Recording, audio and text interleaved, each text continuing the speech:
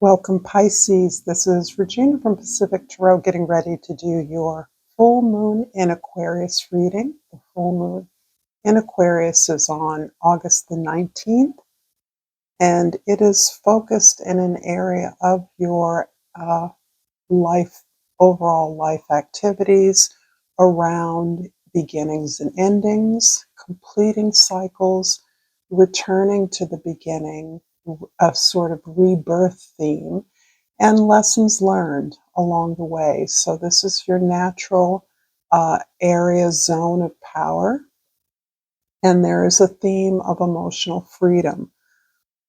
As Pluto is moving through the last few minutes in retrograde through Aquarius. So there's a connection here with our dreams and with Mercury retrograding, a couple of other planets retrograding. We get a chance to rethink and reflect upon those lessons learned that are empowering our emotional health and vitality.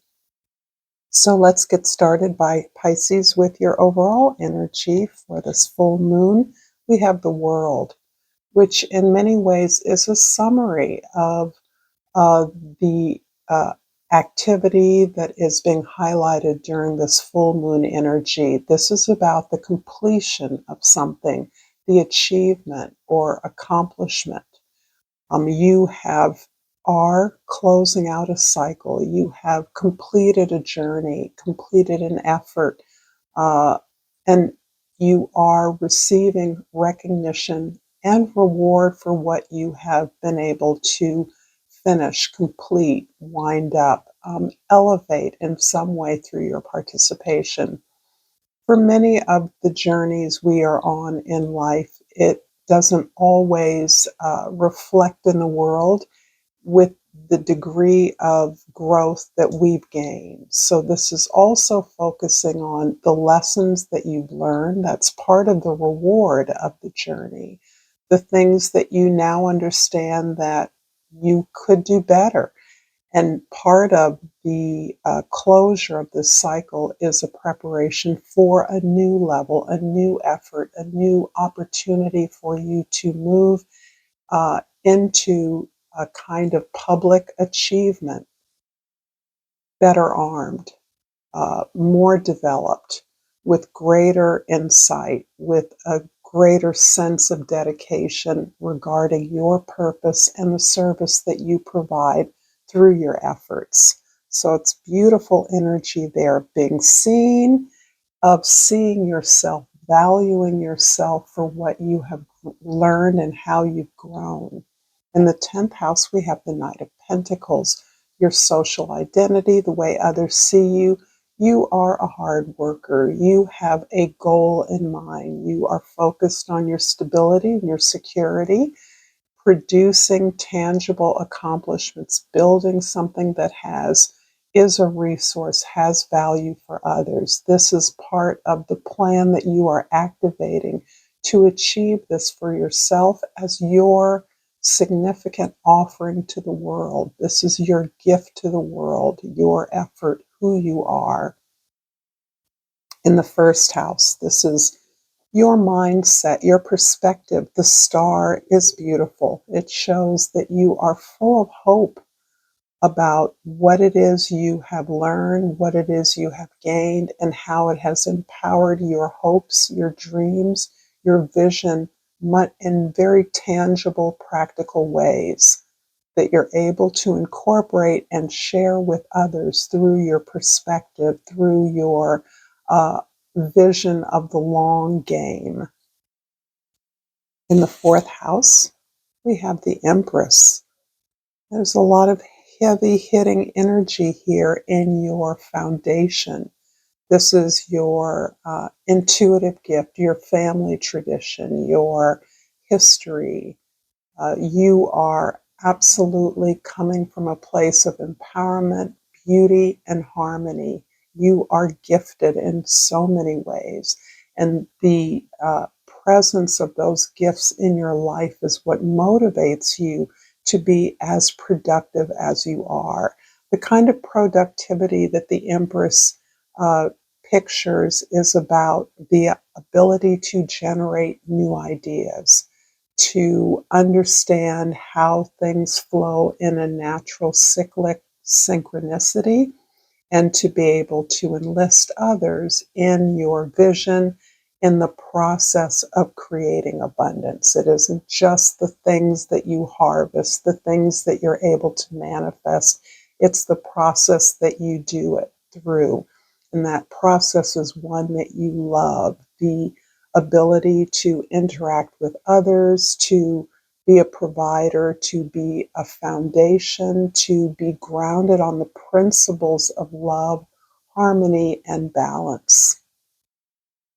In the fourth house, the house of your significant others, the Knight of Swords is indeed with these two Knight energies. You are focused on an exploration of what your vision is empowering you with towards, so that you're understanding more deeply the implication of your visions, the ways in which you can strategize, implement the tools and resources at hand, understand, be open to the larger world of ideas so that you remain flexible, you remain open to, you are curious about, and you elicit ideas and input from those that you're working with. You may have a mentor, a supervisor, a boss, a teacher who is encouraging you by themselves modeling a different, unique, original approach to something that you very much want to do. So their ability to be flexible, to stand on their truth, but to continually explore the implication of that truth relevant to becoming more secure, more stable, more abundant, even prosperous. I'm hoping that this reading is resonating for you, Pisces. I pulled the adversity card. I accept the challenges are the best way to learn. And during this process, I also would ask that if you're enjoying this video, to please like it, to share it with others, and certainly to subscribe to my channel, Pacific Tarot. I'm sure most of you understand how supportive it is of my channel and my ability to do these readings. I pulled Donkey from the Flora and Fauna of Mexico, and the key word is service. Help others without carrying their burdens for them. Hold yourself and others accountable and work diligently together. I love this. This is very much describing this cyclic energy that I'm picking up for you, Pisces. The idea that you have been through a particular journey or stage of your journey that has been challenging, that has required sacrifices, that has altered some of your ideas about what is important to you, what is valuable to you, what specifically you want. So your flexibility has been part of your understanding of the things that you've learned, not what you expected, not the idea of power, prosperity, or security that you originally set out in mind with. But your openness to this vision has given you hope as you've been flexible in designing your advancement, your development as an individual, as a part of a service or a professional practice. You are understanding that being able to grasp the lessons requires the ability to stand in your truth and your power, to know ultimately what is true for you, despite your openness to new ways to implement that, to think about that. It rests on your foundation in love, in prosperity, in generosity. I'm going to clarify the star card in the first house with, sorry, this is upside down, the Sun card. the Four of Wands in the third house. So we have the Sun card here in the second house, which is a real confirmation of what you value. You value your truth, and not simply your truth, but the joy and the harmony, the beauty with which you express the process of gaining the right to be who you are, so that you allow yourself to express the fun, the joy, the pleasure of who you are.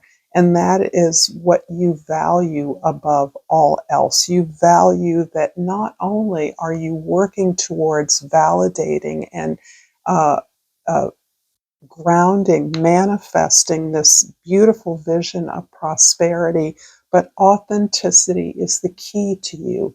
It's the key to how you deliver your service so that it lands in this very healing, uplifting way for others. This comes your effort, your values, your money, your desire to build on that foundation of security rests on being who you truly are. And this, in many ways, is what helps you to build these very productive partnerships in your life, not only in your work, but in your ability to express yourself, to celebrate your growth, and to create a vehicle to celebrate every portal of new opportunity, so that you may be, in many ways, going back to school or working as an apprentice or an intern in some way that is helping you to uh, luxuriate in the ability to keep growing and learning, which feels key to what it is you're trying to do right now. But also, that's a way of you committing to this ongoing development of who you are. That love of who you are, that authenticity, the ability to be free in who you are, is only supported by your openness and willingness to grow and develop that as you encounter new challenges and opportunities. The Empress in the fourth house is clarified by the High Priestess in the fifth house and the Hierophant in the sixth house. You are keeping something very close to your chest. This is something about the way in which you are creative, the means by which you create your opportunities. This is very uh, um, uh, keyed in to the way that you work with others, the way that you allow yourself to be central in the way that you, your peers, your coworkers, your friends, lovers celebrate, have fun, understand part of the pleasure, part of the value of the ability to work together is how to make that fun and creative for everyone involved. This is something that validates a role that you have played in the past. Your presence has brought the ability for others to see the limitless nature of their effort. So this is something that may have you've learned throughout your life. This can be the result of many past lives or through ancestors, relatives, friends that have passed, spirit. You have actually been privy to this place of supreme reflection where you can look at your past, understand where you are in the present, and correctly apply that wisdom, that self knowledge to the future possibilities. And this is where you tap into this idea of limitless abundance, limitless joy, that there is no ceiling to the efforts of the productivity you can have when you join in with others to be creative, when you share that creative gift. That's part of your ability to grow, to build, to learn, to teach for many of you. And it is the process whereby you are developing your idea, your vision, your goal, where you're anchoring that into the concrete steps that you are exploring, the discoveries you're making about your capacity and people you can work with. That is part of a commitment to this understanding that every experience is about lessons learned. And you're actuating that through the circumstances in your life, through your work, through your friendships, through the way that you celebrate life, through the way that you build up your security or prosperity. This is a model for others that you work with. It almost feels to me that you're in a position in developing perhaps a staff or bringing together others to work on a specific project or goal. Comprehensive well-being is a key. That is a value you promote as part of not only making your efforts together as productive as possible, but making sure that everyone participates in them in a way that allows them to have credit for the successes. So you're all about sharing the credit, sharing the rewards with others, but it's based on this sense of holistic well-being, that you work in a way that is healthy and balanced, that you encourage and promote that for yourself and all others that you work with, so that no one is left out of the opportunity to participate in something that is moving you towards a vision you hold. In the seventh house, the Knight of Swords is clarified by the Three of Cups. I hope you can see that. And in the eighth house, and the King of Swords in the ninth house. So there is a lot of both celebration, setting up the conditions for you to develop a project, a profit, to be prosperous, to share resources in a way that acknowledges the support that you have to do this work at a deeper level. This is about your investing wisely with others in order to maximize the resources that are setting you up for the success that you are enjoying and will be enjoying. There's a long range goal here. So you're actually creating the foundation as a model for how you want the project to grow and prosper. That means that you're acknowledging support, intangible values that are not about money, but they're about the well-being of all those who participate, the opportunity to celebrate all growth, all effort that's made, and yet the clarity to understand that uh, structuring this project is a way of continually seeking new ideas, new input, flexibility, growth, and being smart about manifesting the results that you want. So I see you making an effort to build a project, a team, a business, an effort in a way that is reflecting on the opportunity to make the structure be able to contain limitless growth, so that as large or as modest as it stays, there's always the way to keep it healthy, keep it moving, keep it changing in response to the needs of clients or customers or students or whoever it is that you are serving. This is a beautiful synchronicity, which is actually showcasing the profundity of wisdom that you have gathered through your experiences. The ability to hold on to what you know is best for you, what you know is right for you, and to be able to recognize and see that where others need support with that, to know how to ask for help, In the 10th house, the Knight of Pentacles is clarified by the King of Cups and the Three of Pentacles.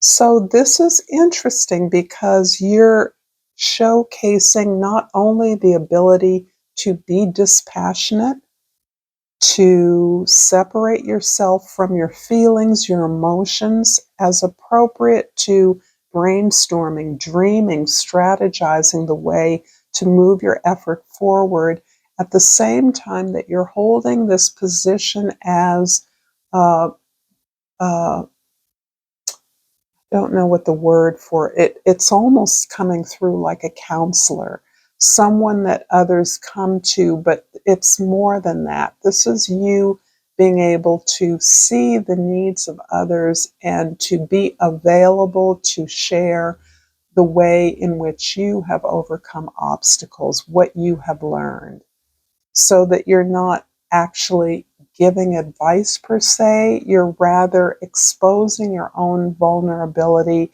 in the stories you tell about overcoming challenges. And in that way, you are reinforcing the ability of all members to come together, to build on their strengths, to be aware of their weaknesses, but to engage each other's expertise as a part of building something beautiful, excellent, and of a lot of value to others. I'm going to finish up this reading, Pisces, with a Yogic Path Oracle and hope this reading has been helpful to you. Because these readings are naturally general and will not resonate with everyone, I do offer personal readings, and the information for that you can see in the description box below. I pulled Bhuvaneshwari, and I will look that up.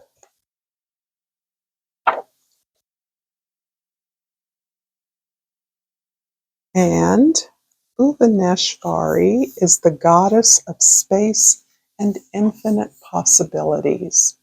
There's to get a better view. You have learned the art of creating space and art, experiencing the cosmos that exists inside of you. Bhuvaneshwari comes to you in deep meditation, in profound nature, in oceans, and in silence. Her stillness guides you to enter deeper into the cosmic web of potentials that exist for you in the present moment. Continue making time for whatever brings you to a point of total stillness. That is where your true self resides. Know that you are not just part of the earth, but that the earth is also part of you, and you are lovingly held by her presence. As always, Pisces, thank you so much for this reading. Until next time, Namaste.